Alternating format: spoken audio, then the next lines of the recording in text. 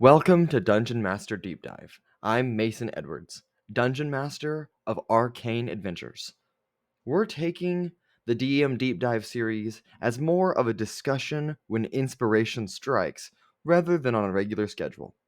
That being said, in this episode, we're going to explore the inevitable notion of when the 10 hours of work you spent preparing for your game session gets completely derailed in the first 4 minutes of gameplay because the rogue decided that Boblin the Goblin was more important than literally anyone else. So, without further ado, let's dive in. Derailed. It happens to the best of us. It happens to the worst of us. Well, it happens to all of us. Somewhere, somehow, the whole train goes off the tracks.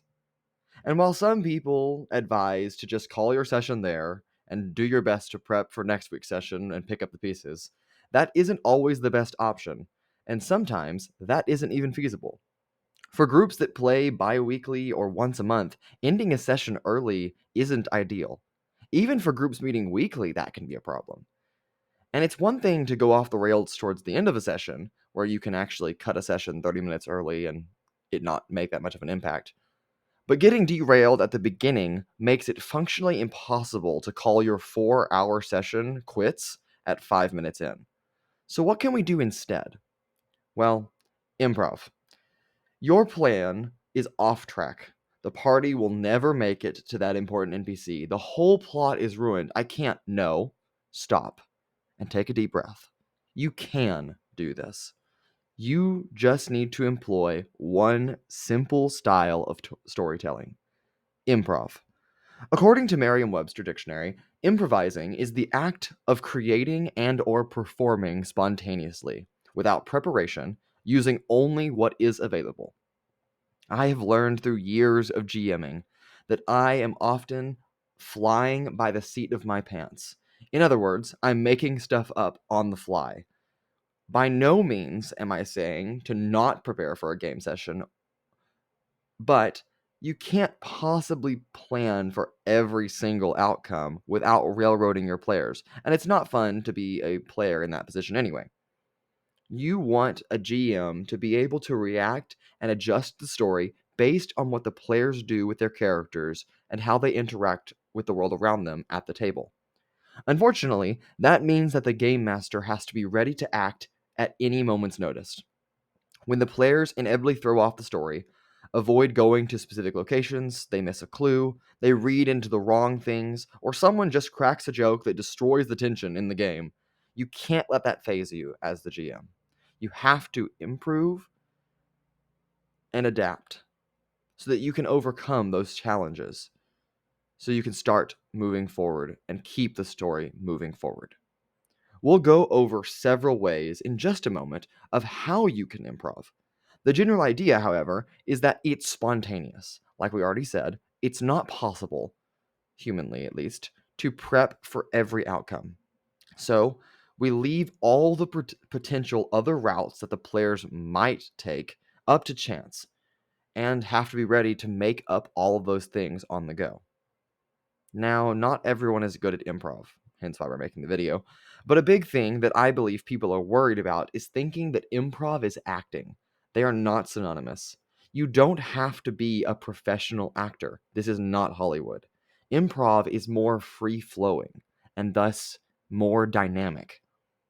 For example, if I'm improvising a scene, I might say that you enter a wooden 2-story building, a tavern.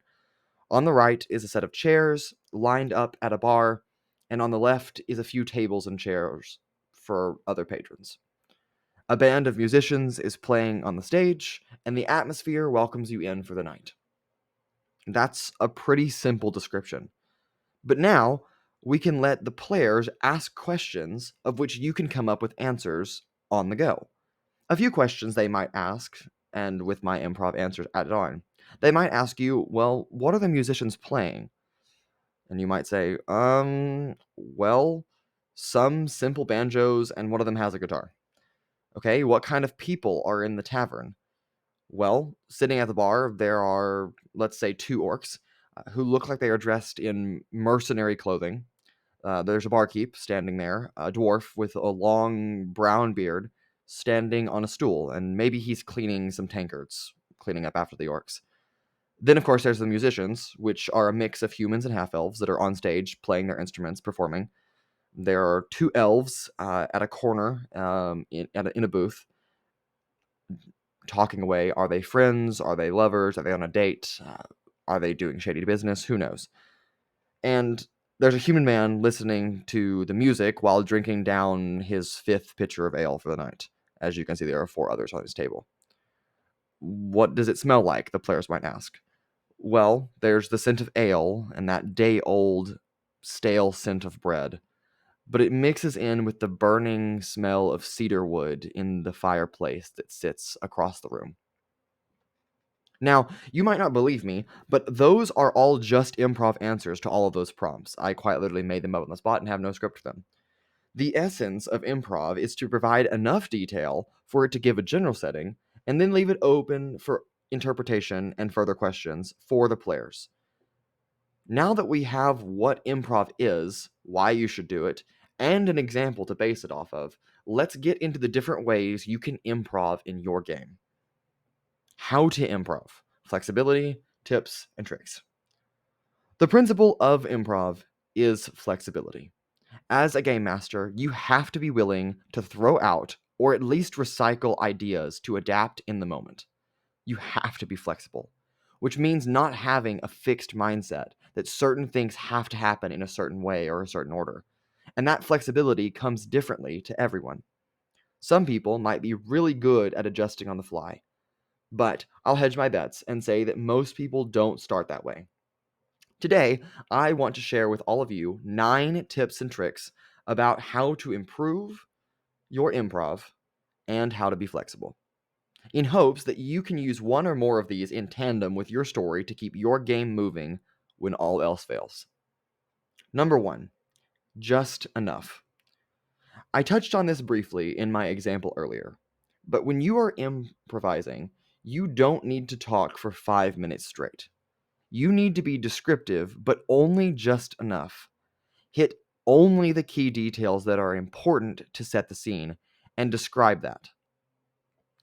Taking from our tavern example earlier, the key points for that scene are tavern, musicians, lively atmosphere, ale, people. And while you could just say those words, we can put them into a sentence or two like we did already, and we've set up our tavern. Avoid the excessive and highly specific details, as your players probably don't need to know any of that information unless they ask about it, because they probably won't remember that anyway. They're probably only going to remember the general description. Number 2, shuffling the plot. This is a long agreed upon method of mending plot derailments without your players really knowing that it's happening. It's moving the next step of the story to fit in with whatever the players are doing right now. Let's say the party was supposed to head the next town over to speak with a noble to deliver an important letter. But for today's session, one way or another, they have decided to spend the whole day relaxing at the tavern and lounging about town. But that evening, suddenly, the door of the tavern swings open, and 4 well-dressed private guards in platinum gear walk into the space. Following them is a woman dressed in long blue robes with her hair pulled up into a bun. Oh, how convenient that she matches the description of the noble the party was supposed to visit in that other town. Who knew she was coming to town today? But a sudden last-minute business endeavor, as she tells you, called her here, and now the players can ask her about what's going on and deliver that letter, completing that aspect of the story. The players didn't know the noblewoman was coming here today, but you made that adjustment to keep the story on track. An important note here is to not do this too often. You still want your players to follow some sense of plot and actually do things that you have planned for them. But also pick your battles. Give them a win every now and then to save time and keep things moving.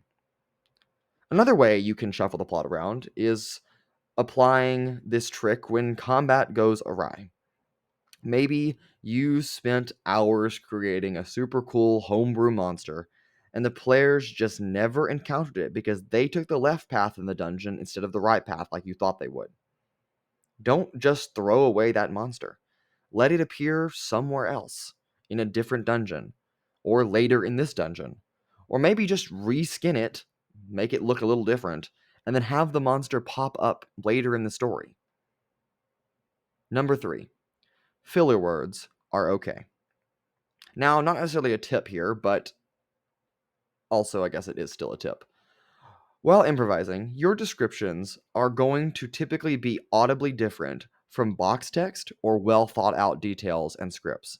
You might stutter, say often, or have to pause to formulate the words in your mouth to say them as fast as your brain is piecing them together at 90 million miles per hour. And that's okay. Falling back on what we talked about earlier, improv is not acting. It's completely acceptable for your tone and what you say to vary while you are improvising, and that's okay. Number 4, throw and catch. Building off tip number 1. This style allows the players to direct the setting with what they want to know specifically. If you're exploring the middle of a town, they might ask about these specific shops around the town square. Then you should be ready to improvise various shop names and their wares. But if they don't care about the shop names or they're not interested in going on a shopping spree right now, they might have a much more interesting time looking at the majestic fountain of marble that sits in the middle of the square. Then maybe you can improvise an NPC walking up and striking up a conversation about the fountain, maybe its history, how it ties into the nobles, to your heart's desire. Let your players ask you questions after your initial description that you can further up on your improv.